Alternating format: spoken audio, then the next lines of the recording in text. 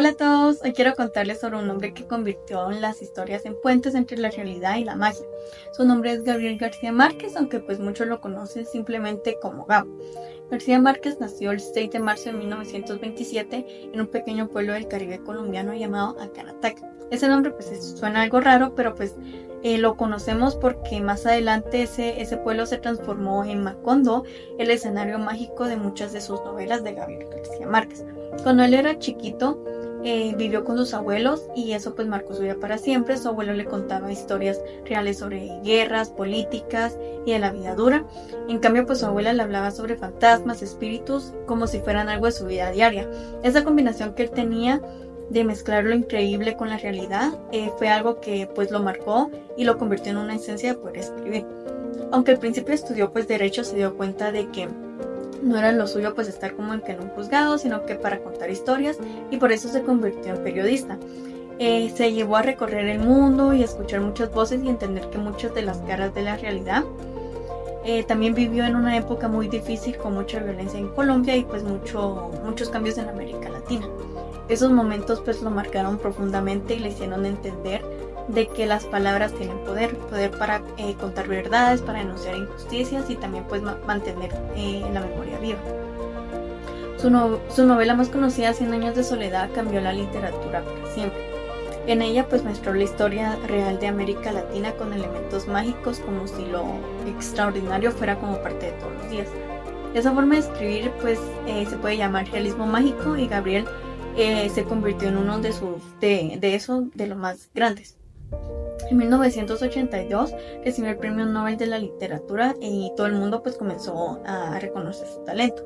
Pero más allá de los premios, de lo que no se quejó García Márquez fue lo más profundo: la idea de que la realidad no siempre es lo que vemos, que la imaginación también es una forma de entender la vida y de las historias. Pueden ayudarnos a descubrir pues quiénes somos. Así que pues hoy, al hablar de él, no solo pues nos vamos a recordar de un gran escritor, sino que de un hombre que nos enseñó a mirar el mundo con otros ojos. Ya que conocemos un poco más sobre Gabriel, pues hoy queremos compartirles sobre un análisis de uno de sus libros más conmovedores y potentes, que es Del amor y otros demonios. Pero pues no les voy a hablar como que de la historia de Sierva María, que es la protagonista de esta historia, sino que vamos a hacer un doble viaje en el tiempo, primero al siglo XVIII, que es donde pues ambienta la novela, y luego pues al siglo XX, donde Gabriel García Márquez la escribió en 1994. ¿Por qué este viaje es tan así, tan importante y todo? Porque pues para entender lo que pasa en la historia, también hay que entender por qué Gabriel decidió contarle en ese momento de su vida y de su país. En 1994, cuando Gabriel escribió esta novela, era un autor famoso con el premio Nobel. Pero pues Colombia estaba pasando por una situación muy crítica: violencia con el narcotráfico, conflicto armado con las guerrillas, corrupción política por todos lados. Entonces, además de ese momento, pues muchos escritores latinoamericanos empezaron a mirar hacia el pasado colonial y se hacían preguntas pues menos incómodas por ahí. Así como qué tanto ha pasado y seguimos, qué tanto pasó en el pasado y por qué lo seguimos arrastrando hasta hoy. ¿Por qué seguimos repitiendo patrones de racismo, machismo y represión? Entonces García Márquez tomó todas esas preguntas y las transformó en una historia ambientada en la época colonial, pero con una fuerza que todavía sigue sonando hasta el día de hoy. Vemos qué es lo que pasa en el libro. En El amor y otros demonios conocemos a Sierva María, que es una niña de 12 años que es mordida por un perro, pero pues ese no era como que su verdadero problema, sino que el verdadero pecado, por así decirlo, de Sierva María era ser diferente, ser una hija de un hombre noble criollo y una madre mestiza que siempre fue despreciada por ellos. Entonces fue criada por esclavas negras que la amaban pues más que sus propios padres. Sierva María pues creció con dos culturas, la europea católica y la africana yoruba. Bueno, la muerde el perro pues piensa que tenía rabia y pues aunque está sana, pues en vez de cuidarla, la iglesia pues decidió exorcizarla. ¿Por qué? Porque pues no entendían esa libertad y mezclan su manera de ser y lo que pues lo que entienden y la castigan. Así que aquí es donde viene la historia y pues se vuelve una crítica no solo del pasado, sino que el presente de los años 90 y tristemente pues también hasta el día de hoy. Vemos esto con algunas conexiones importantes en la obra. la reprensión de las instituciones. Ya hay una parte donde dice no importa cuál, siempre que no sea una enfermedad del perro. Esto lo dice Bernarda, quien es la madre de Sierva María. Pues a ella solo le importaba lo que la gente dijera de ellos, no le importaba lo que le sucediera a su hija, pues por ella se podía morir o le podía pasar cualquier cosa, menos algo que les quite su supuesta honra que tenía. En los años 90 y pues hasta la fecha de hoy todavía hay familias que caen en las violencias por miedo al que dirán. Otra, el racismo y el sincretismo cultural. Dice, Dominga de Advertido participaba en ambas religiones sin orden de concierto, porque lo que no encontraba en una y lo que le faltaba lo encontraba en la otra. Aquí pues Gabriel García Márquez muestra su valor de culturas afrodescendientes que durante los siglos han sido como que marginadas, pero también son fuentes de sabiduría y resistencia. El conflicto entre la ciencia y la religión. Dice, no hay medicina que cure lo que no cura la felicidad. Esto lo dice Abernuncio, un médico más racional que espiritual, que se da cuenta de lo que realmente enferma. La Sierva María no es un virus, sino que es una sociedad enferma de fanatismo. Esta es una crítica de cómo las iglesias actúan con odio y miedo, pueden hacer más daño que cualquier enfermedad. Del amor y otros demonios no es solo una historia con un amor trágico, es una advertencia de una pregunta y pues también una invitación a mirar nuestro pasado con conciencia, a cuestionar las reglas que nos imponen y a poder recordar cómo es que vivía García Márquez la vida pues que él vivió, sino que una que recuerde cómo la recuerda para contarla. Quiero empezar con una frase del doctor Abernuncio que dice: no hay medicina que cure lo que no cura la felicidad. En esta frase él se refería a Sierva María cuando él la va a ver y se da cuenta que ella no necesita exorcismos, castigos ni ningún tipo de reprensión. Ella lo que necesita a gritos es la felicidad que sus padres nunca le dieron. Hoy vamos a hablar del libro del amor y otros demonios, una novela escrita de Gabriel García Márquez. Pero primero vamos a ver desde dónde nació esta historia en la mente de Gabriel García Márquez. Esta historia empieza cuando Gabriel aún trabajaba como periodista. Su jefe le pide que cubriera una noticia en Cartagena. Iban a abrir algunas tumbas que encontraron antiguas en un convento llamado Santa Clara, y su jefe le pidió que fuera. Gabriel fue y vio cómo abrían los ataúdes de las monjas y los obispos, pero en especial vio una donde encontraron algo que les llamó mucho la atención. Cuando levantaron la tapa, se dieron cuenta que había una cabellera larguísima. Era una cabellera de 22 metros de largo. Era el cabello intacto, como si la vida no hubiera pasado, de una niña que según la leyenda hacía milagros. La gente decía en esa época que esa niña era santa. Y esta imagen se quedó grabada en la mente de Gabriel García Márquez. Muchos años después, escribió esta novela inspirada en aquel momento. La protagonista se llama Sierva María de todos los ángeles. Ella es hija de un noble y de una mujer que nunca la ha querido, nunca la quiso, llamada Bernarda.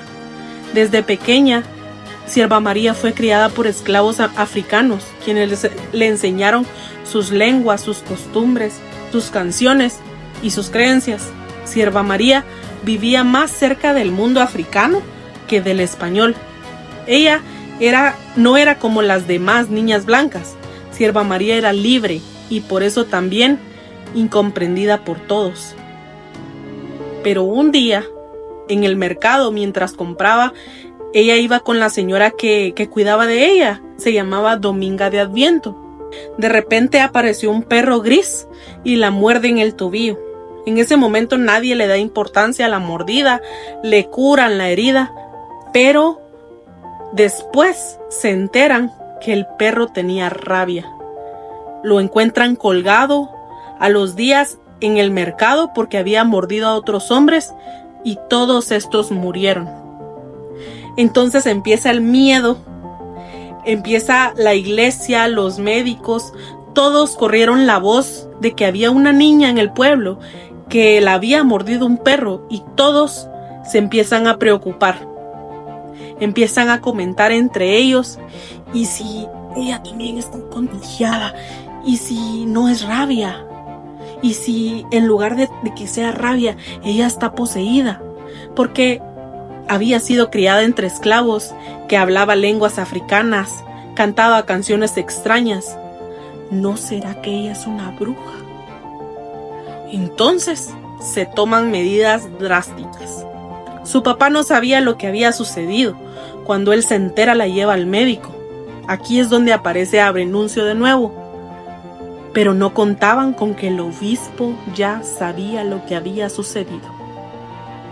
Le dice al marqués, el papá de Sierva María, que tienen que encerrarla en un convento para hacerle exorcismos, no para curarla, sino para salvar su alma. Bueno, llega el día de llevarla al convento. El marqués de Casaldero no sabía que esa sería la última imagen de su hija que él tendría en su memoria, y era la de ella entrando al convento de la mano de la abadesa. El lugar donde Sierva había llegado era oscuro, era frío y cruel. Las monjas la trataban con mucha violencia, la castigaban, le temían porque creían que ella era un demonio. Y cada vez Sierva María estaba más sola, más débil, se iba apagando por dentro. Pero entonces aparece el padre Cayetano de Laura. Él era un joven obispo enviado para que encargarse de Sierva María, para examinarla y hacerle el exorcismo. Pero él la va conociendo. Y cuando él la va conociendo más profundo, se da cuenta que esa niña no estaba poseída. Ve a una niña enferma, maltratada, incomprendida, pero no poseída. Él la escuchó, le hablaba con ternura, le llevaba libros, jugaban, se reían y poco a poco se enamoraron. Y ahora la gran pregunta de esto es, ¿esto fue amor? ¿O simplemente fue el único gesto de amor que ella recibió en toda su vida? De repente Cayetano se encuentra atrapado entre su fe y sus sentimientos. La iglesia lo descubre. Lo castiga por el amor que él sentía hacia Sierva María. Lo alejan de ella. Ya nunca más puede verla. Y él, desesperado, empieza a convivir con leprosos porque él quería contagiarse. Él solo quería morir. Un día encuentra la manera de escaparse cada noche a visitar a Sierva María para darle un granito de esperanza. Cada día ella lo esperaba ansiosa en ese lugar espantoso donde la metieron. Pero un día a Sierva María la preparan para su exorcismo. Le cortan su cabello larguísimo, que ella había pactado que no cortaría hasta el día de su noche de bodas. Su cabello cobrizo era la única parte de ella que parecía invencible. Y finalmente, Sierva María muere. Muere de tristeza, de abandono, de soledad. Su tumba, aquella misma que Gabriel vio cuando era periodista, es el inicio y el final de esta historia. Del amor y otros demonios no se trata de contar una novela de amor. Esta es una denuncia en contra de la ignorancia, el racismo, la violencia que se disfraza de la religión. Es la historia de una niña que nunca fue entendida y de un amor que nació donde no debía, pero fue lo más humano en medio de tanta crueldad. Ahora que ya entendemos el contexto en el que fue escrita la novela y los temas que toca, vale la pena analizar cómo está contada, porque más allá de la historia del amor y otros demonios, nos atrapa por la forma en que está escrita, por el estilo tan característico de Gabriel García Márquez. En este análisis veremos 5 elementos claves que hacen especial esta obra. El realismo mágico. Una de las cosas más llamativas es cómo García Márquez mezcla lo real con lo fantástico, de una manera tan natural que terminamos creyendo todo sin cuestionar. Eso es el realismo mágico, lo extraordinario contado como si fuera parte de tu día a día.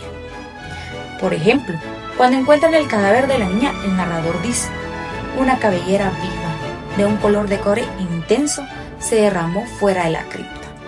una cabellera de más de 22 metros. Eso es imposible, pero lo cuenta con tanta serenidad que uno no lo cuestiona. Y ahí está lo mágico. Nos hace dudar de lo que creemos que es real.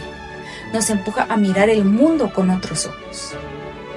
Gabriel García Márquez utiliza un lenguaje sensorial y muy detallado. Otra característica es el estilo de narración. García Márquez describe absolutamente todo: olores, texturas, sonidos, temperaturas. No escribe solo para que leamos, sino para que sintamos. Él nos transporta a una experiencia sensitiva. Un ejemplo muy claro es cuando describe a Bernarda, la mamá de Sierva María. Despedía unas ventosidades explosivas y pestilentes que asustaban a los mastines. Puede sonar exagerado o hasta chistoso, pero lo que logra es transportarnos a ese ambiente desordenado, sucio, casi como si también estuviéramos ahí oliendo. Es un lenguaje que no suaviza nada y por eso se siente como si estuviéramos metidos en la escena. Los personajes tienen contexto simbólico en esta novela. Los personajes no solo son individuos, representan conceptos más grandes. Sierva María, por ejemplo, no es solo una niña mestiza. Ella simboliza la libertad, la inocencia, la mezcla cultural, todo lo que la sociedad colonial no sabía cómo aceptar.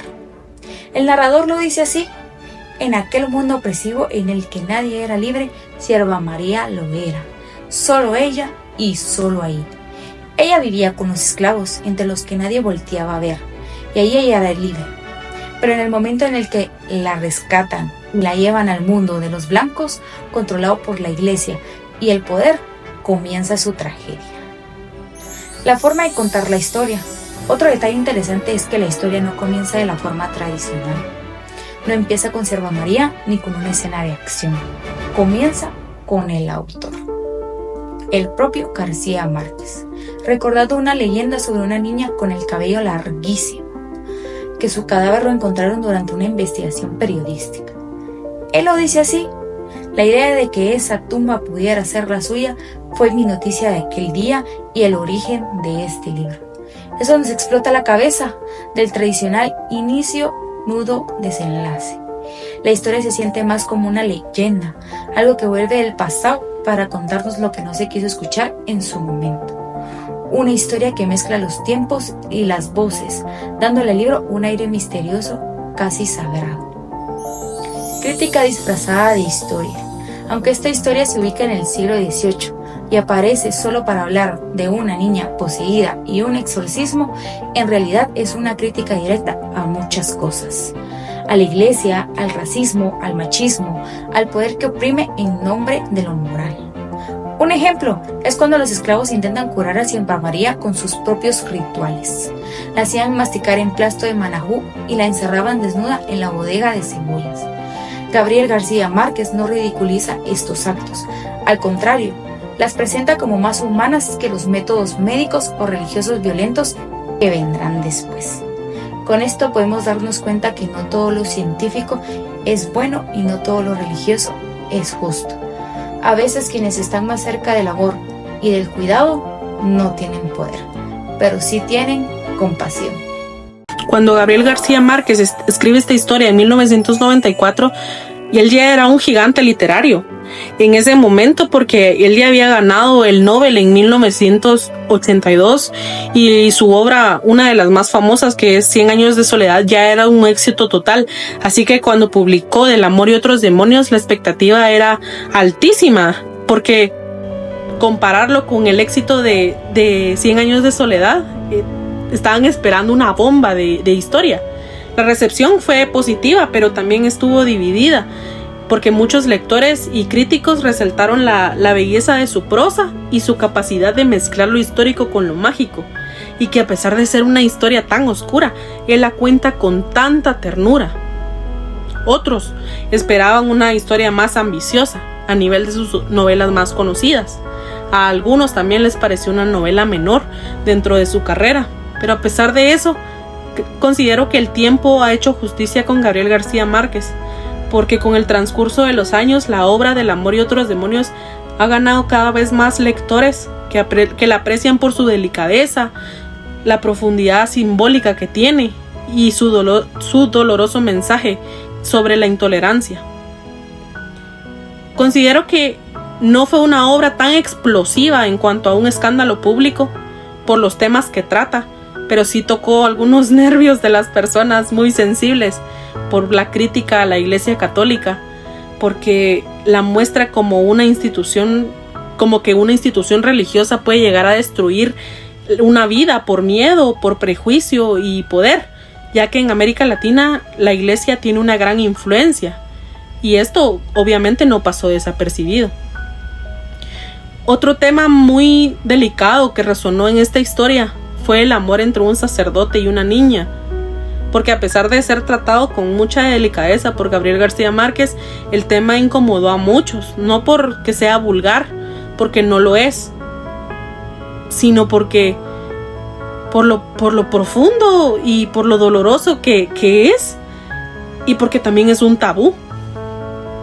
Gabriel García Márquez no lo escribe como un escándalo, sino como una pregunta incómoda de cuánto daño puede hacer una sociedad que prohíbe incluso el afecto más inocente. Él mismo dijo que escribió esta novela para responder a una pregunta, y es ¿cómo alguien puede morir de amor? Y aunque esta obra no generó una nueva corriente literaria, considero que sí dejó una huella importante en la literatura, porque inspiró a otros a revisar la historia colonial desde lo íntimo y desde lo humano, no desde ya los grandes héroes que uno conoce, sino desde las víctimas silenciosas. Actores como Laura Restrepo, Mayra Santos Ferbes o Evelio Rosero también exploraron de distintas formas temas como como el cuerpo, la religión y el trauma histórico en los contextos coloniales y poscoloniales. Considero que definitivamente hoy en día es una obra clave de García Márquez, porque se considera una de las novelas más maduras. También porque es una obra que pone en el centro a quienes normalmente están en los márgenes, y es una niña, una mestiza, una bruja, un sacerdote que duda. Del amor y otros demonios es una obra que no grita, pero no se olvida. El legado que esto nos deja es que humanizó el pasado colonial, nos mostró muchas de las injusticias de entonces, que fue el racismo, el machismo, la represión religiosa, y estos aún siguen vivos, lamentablemente. También nos enseñó a leer el silencio, a entender a veces que lo más cruel no es lo que se dice, sino lo que no se permite sentir.